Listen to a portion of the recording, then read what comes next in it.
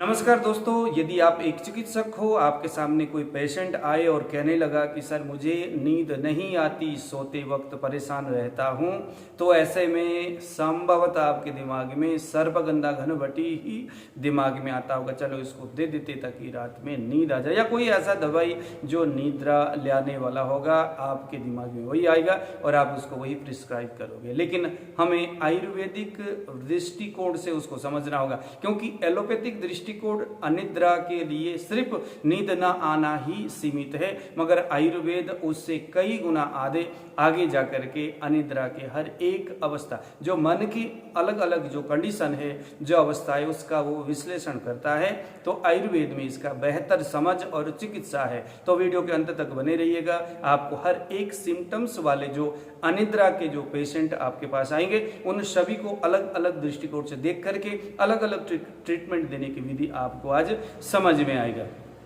सबसे पहले हमें यह जानना होगा, आयुर्वेदिक बुक में लिखा हुआ है कि निद्रा अवस्था और स्वप्न अवस्था, ये दो अवस्थाएं हमारे सामने होता है। स्वप्न अवस्था जहां कफ के स्थिर गुण अधिक रहता है, ओज के प्रगल्भता शरीर में अधिक रहती, यानी यूं लगा लो, अधिक नींद आने का मतलब शरीर में कफ की मात्रा अधिक होना, विशेष करके कफ के स्थिर गुण ज्यादा हो तो नींद अच्छा आता है। और ज्यादा अगर कफ के स्थिर गुण हो तो बंदा सपना भी नहीं देखता। मतलब जो अब स्वप्न अवस्था, कोई आदमी अगर सपना देखता है, इसका मतलब है कि उसके निद्रा में थोड़ी सी प्रॉब्लम है। सपने देखना भी कुछ व्याधि की कैटेगरी में, उस लाइन में वो आ ही जाता है। यदि आपको रात में सपना आता है तो समझ लो आप भी कुछ रोग से परेशान तो हो। बिल्कुल सपने से रहित आपका प्रगाढ़ अगर नींद हो तो यही वास्तव में निद्रा अवस्था है। तो ये समझ में आ गया कि नींद आने का मतलब हमारे शरीर में जो कफ, पित्त और वायु, जिसमें से जो कफ है वो तामस स्वरूप वाला गुण से युक्त है, और वो कफ में जो स्थिर गुण होता है निद्रा के बाद या सोते ही प्रगाढ़ हो जाता है।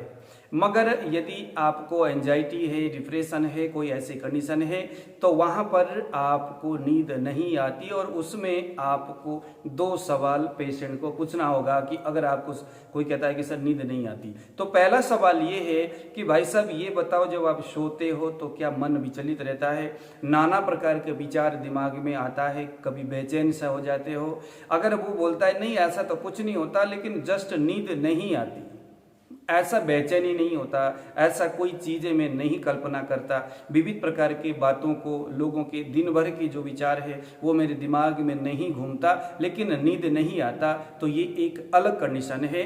ये दोषों की थोड़ा कम अवस्था है। यहाँ पर कफ के जो स्निग्ध और स्थिर गुण है वो कम तो है, लेकिन थोड़ा कम है, लेकिन ठीक ठाक है, थोड़ा सा तो है।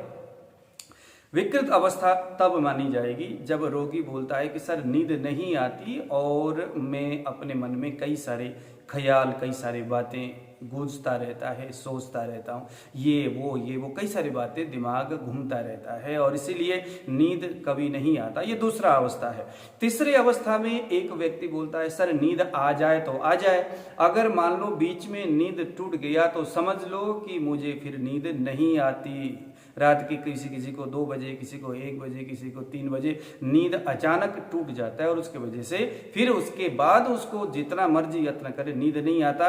तो यह जो कंडीशन है यह है एंजाइटी। एंजाइटी में व्यक्ति को नींद तो आता है, मगर अगर टूट गया तो फिर नींद नहीं आती। अब इसका कारण क्या है, क्या ऐसा होता है, तो समझ में आना चाहिए। आप जानते हो कफ में जो स्थिर गुण है वो वायु, जो क्योंकि हृदय में मन रहता है, हृदय में समान हमारा जो है व्यान रहता है, हृदय में ही अवलंबक कफ रहता है। बेसिकली जो अवलंबक कफ और वहीं पर मन का निवास स्थान है। एक चीज मन के लिए आप, क्योंकि अनिद्रा होना पूरी तरह से मानसिक व्याधि है। मन हमारे हृदय में उसका घर है, जो हृदय है वहां पर मन का अपना निवास स्थान है, उसका अपना घर है। और हमारा जो मस्तिष्क है वो मन का कार्य क्षेत्र है, यानी यूं लगा लो कि मन का खुद का घर हृदय है, और मन का ऑफिस जहां रह करके मन काम करता है वो है ब्रेन। ठीक है। एक इंसान जब स्वप्न अथवा सुसुप्त अवस्था में रहता है यानी निद्रा अवस्था में रहता है तो मन मस्तिष्क अपने कार्यस्थान को छोड़ करके हृदय में आता है, जहां पर पहले से आत्मा विद्यमान है उसके साथ चिपक करके रह जाता है। जब आत्मा के साथ मन चिपक जाता है तो उसके बाद क्या है, हम मन का काम क्या है, हमारे जो ज्ञानेंद्रिय है उन ज्ञानेंद्रिय के विषयों के साथ संयोग करके शरीर को संचालित करना। आंख ने कुछ देख रहा है, देखी हुई चीजों के प्रति प्रतिक्रिया देना, जीवा से कुछ चीजें आस्वादन हो रहा है, स्किन से कोई चीजें अनुभव हो रहा है, तो इन सभी चीजों का शरीर में क्रिया और प्रतिक्रिया देने के लिए मन है और वो मन मस्तिष्क में विशेष करके कार्यान्वित रहता है। शरीर में वहीं पर हृदय में व्यान वायु और प्राण वायु भी रहता है। जब ऐसे कंडीशन में मान लो कि किसी को एंजाइटी है, किसी को डिप्रेशन है या किसी भी कारणवश शरीर में वायु बढ़ जाता है विशेष करके अपने रुक्ष गुणों से, तो ऐसे में हृदय में स्थित जो अवलंब कफ है उसमें स्निग्धता कम हो जाता है। स्निग्धता कम होने का मतलब है कि उस कफ की स्थिर गुण में कमी आएगी, और चूंकि स्थिर गुण ही मन के उस विषयों के प्रति जाने की जो व्यवस्था है उसको रोकने का काम करता है। जैसे ही वायु बढ़ेगा, वायु बढ़ने से कफ का स्थिर गुण कम हो जाएगा, तो मन का विषयों के प्रति जाने की जो व्यवस्था है वो कंट्रोल नहीं होता, क्योंकि मन बार बार उसको उत्तेजित कर रहा है। वायु जो है बार बार मन को उत्तेजित, क्योंकि वायु को कंट्रोल सिर्फ कफ के स्थिर गुण करता है। पित्त में द्रव, कफ में द्रव।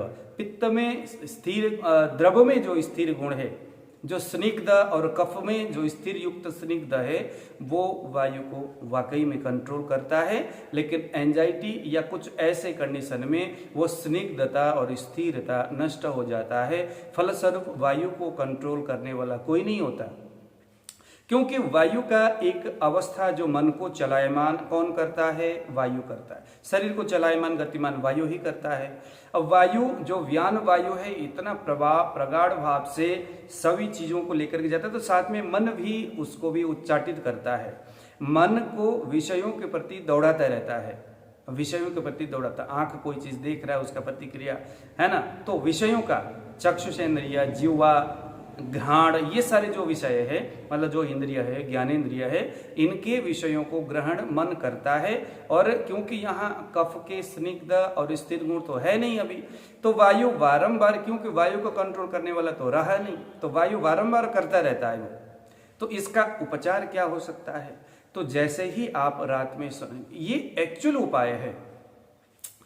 रात में आप जैसे सोए हो और आपको लगता है कि यार मुझे नींद नहीं आ रही है, इसका मतलब है कि स्थिर गुण नष्ट हो रही है। भाई यूं समझ लो कि कफ के गुण नष्ट हो गया है, जब भी नींद नहीं आ रही है तो हम क्या करेंगे, जो चलायमान वायु है उसको स्थिर करने के लिए कफ के स्थिर गुण को बढ़ाना है।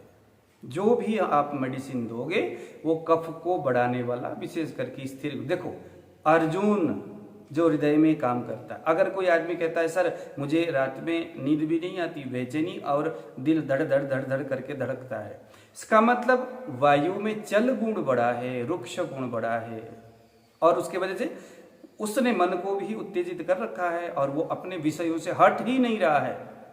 जब वो मन विषयों से हटेगा तभी मन हृदय में आत्मा के अंदर जाकर के चिपक जाएगा, तब विषयों से रहित मन फिर निद्रा अवस्था में व्यक्ति जाता है। निद्रा अवस्था में जाने का मतलब यही है कि वो विषयों से रहित होकर के आत्मा में जाकर के हृदय में चुपचाप से बैठा है। ठीक है, अब देखो जरा, आप निद्रा अवस्था में चले गए और आपके पैर में किसी ने थप्पड़ मारा या जूते मारा या गुस्सा मारा।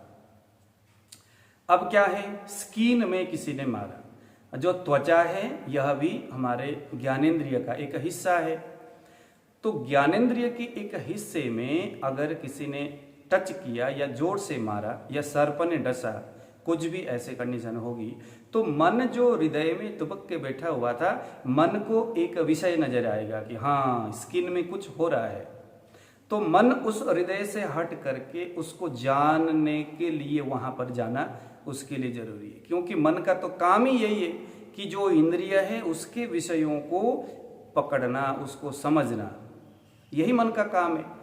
तो आप सोए थे और अचानक अगर कोई आपको स्पर्श करता है या जगाता है या सर्प ने डंक मारा तो तुरंत आप जग जाते हो।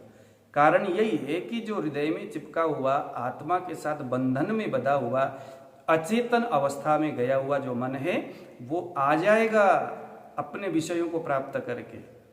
इसलिए है ना, इसीलिए मन एव मनुष्याणम कारणम बंध मोक्षयो बद्धम तु विषयासक्तम।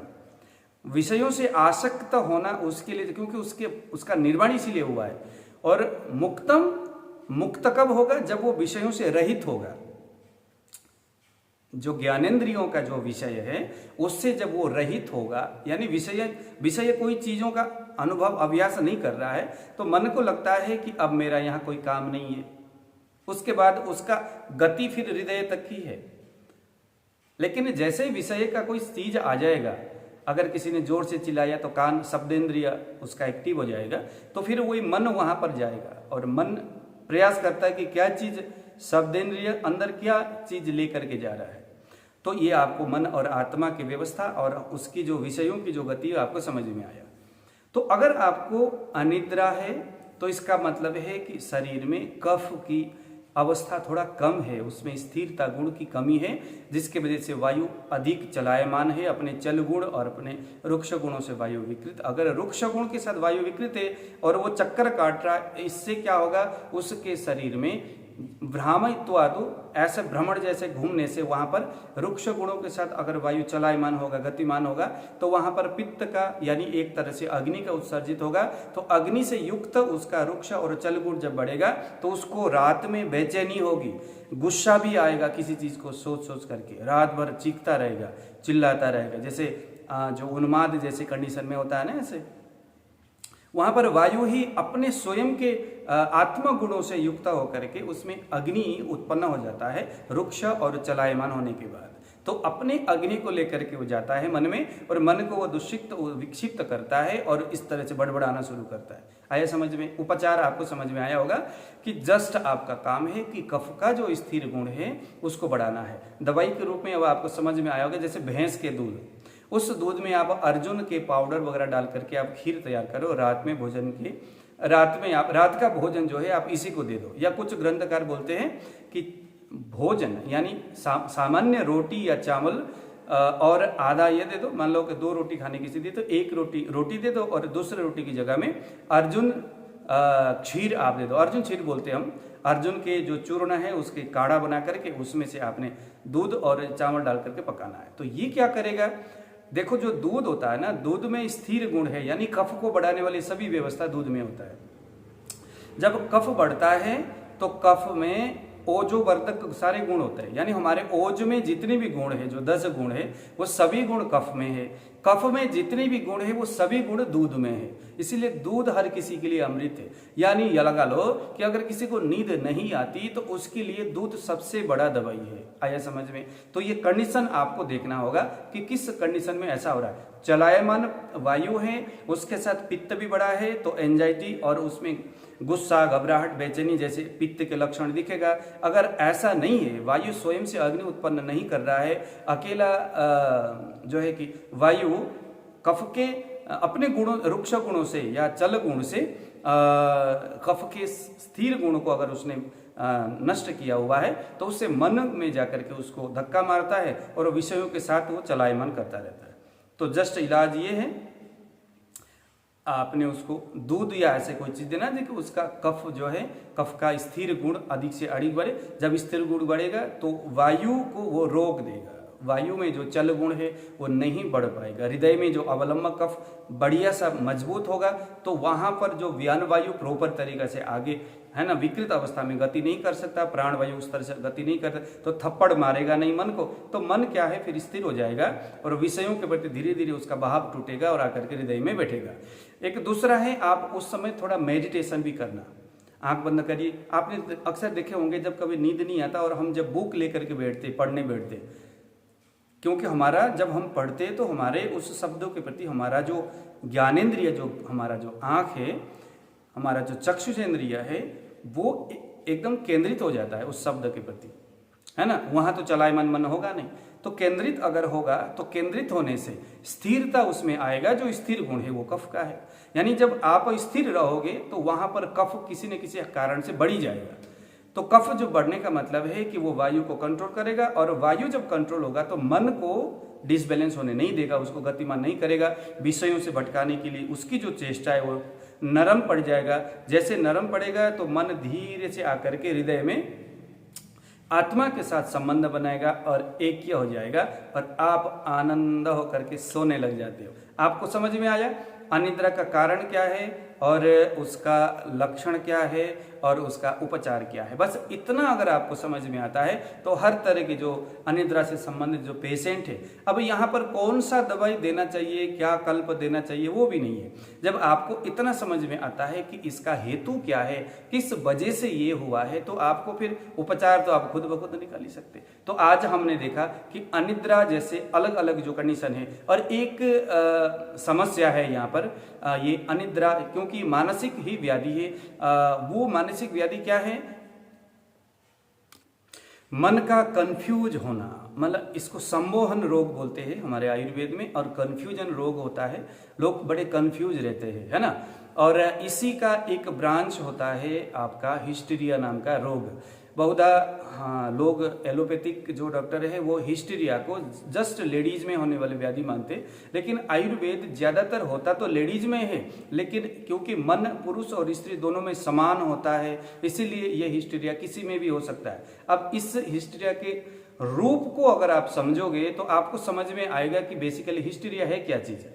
क्योंकि इसका जड़ है सम्मोहन रोग, यानी कि लगा लो कि ये एक ऐसी स्थिति है कि जिसको हम कंफ्यूज होना बोलते हैं। जैसे कोई लेडीज है, आप जानते हो हमारा हिंदुस्तान का जो समाज है, जो यहाँ के हमारे जो स्त्रियां हैं, वो अपने मन में कोई संकल्प आ गया उसके मन में कि यार मैंने ये काम करना है, उसको बड़ा अच्छा लग रहा है, लेकिन अपने बच्चों को देखे, अपने पति को देखे, सास ससुर को देखे, अपने समाज को देखे, कुछ चीज़ें ऐसे वो करना तो चाहती है, लेकिन बाहर निकल करके करने के लिए उसको बड़ा, वो बोल भी नहीं पाती बेचारा।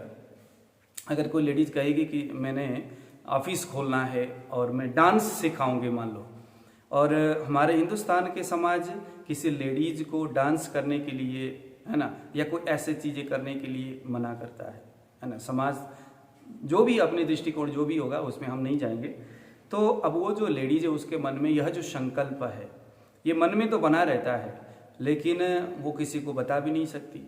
जब वो किसी को बता नहीं सकती तो क्या है कि मन अपना उस संकल्प को पाले बैठता है, संकल्प बनाए रहता है, और धीरे धीरे क्या है कि हर चीज़ों में बढ़ोतरी होती है। जैसे आपको पता है, दोष हो या कोई भी अच्छा या बुरा जो चीज़ें होता है ना, जिसको आप रखते हैं वो बढ़ता रहता है हमेशा। इसीलिए उसके मन में भी जो वो संकल्प है वो जानती, मैं किसी को बता नहीं सकती, न बेटे को, न घर वाला को, न परिवार वाले को, न समाज को। मन में वो कुंठित बना करके उस चीज़ को रखी रहती है। धीरे धीरे मन में वह जो कुंठा है वो पलता रहता है, और वो कुंठा बढ़ता रहता है, वो कम होने का नाम नहीं लेता। विविध प्रकार के संकल्प विकल्प करती रहती है, कल्पनाएं करती है, यार ये ऐसा होता, देखो कैसा समाज है, कैसा परिवार के पास मेरा आना हुआ, शादी हुआ, कई सारी बातें सोचते सोचते एक ऐसे कंडीशन में हो जाती है, वो व्यामोह जैसे, कंफ्यूजन जैसे कंडीशन उसके शरीर में, वो दोष मन को इतना विकृत कर देता है कि जिससे शरीर में उसके मन को केंद्रित करने वाले, मन को चलायमान करने वाला जो वायु है ना, वो मन से ही तो संकल्प हो रहा है, तो वो वायु उसके साथ रहते रहते विकृत हो जाता है, और जब वायु विकृत हो जाता है तो फिर सब कुछ गड़बड़ है।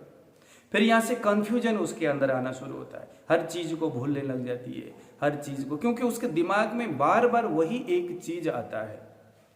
तो ये कहीं ना कहीं डिप्रेशन, कहीं ना कहीं एंजाइटी के कंडीशन में जाकर के बाद में वही फिर उसके पीरियड को होने वाली जो स्थिति है उसको डिसबैलेंस करता है लेडीज का। आर्तवह स्रोतस में या रसवह स्रोतस को वायु के बढ़ने से थोड़ा प्रॉब्लम हो जाता है। किसी किसी को यहाँ पर मैंने देखा है हाइपोथायराइड जैसे कंडीशन होता है, और कुछ लोगों को यहाँ पर हिस्टीरिया जैसे कंडीशन होता है।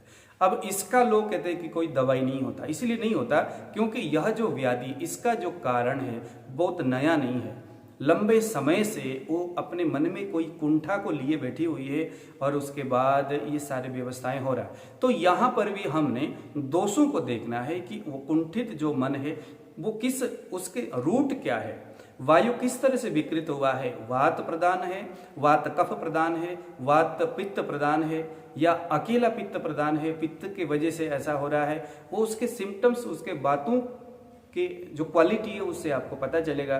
फिर वहाँ से दोषों के आधार पर आपको इसके उपचार आपको समझ में आएगा। तो हिस्टीरिया का उपचार आयुर्वेद में बेहतर बताया है, लेकिन आपको डायग्नोस करना है प्रॉपर कि वो कुंठित अवस्था है या आर्तव दृष्टि है, क्या कुछ है, तो उसके आधार पर आपने इसका चिकित्सा देना है। तो दोस्तों आज दीजिए विदा, आने वाले समय में इसी प्रकार कुछ नए विषयों को लेकर के मैं आपके सामने उपस्थित रहूंगा। दीजिए विदा, नमस्कार।